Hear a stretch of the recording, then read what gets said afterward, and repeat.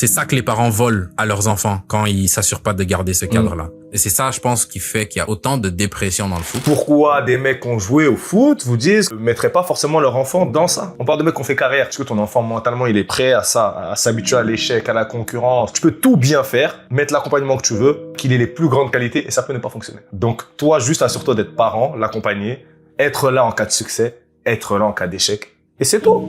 Et tu vois, t'as dit un truc qui est pas assez souvent mis en avant. Et c'est ça, je pense, qui fait qu'il y a autant de dépression dans le foot. C'est que la vie du footballeur, elle est plus composée d'échecs que de réussites. Et c'est pas juste le mec qui a pas réussi à faire carrière qui dit ça. C'est pas ça. Tu prends même les mecs qui sont tout en haut. Quand tu accumules tout le temps qu'ils ont passé dans le foot, au mieux, c'est du 75-25. 75 pour des échecs, du négatif et 25% de positif. Même les mecs qui sont en Ligue 1.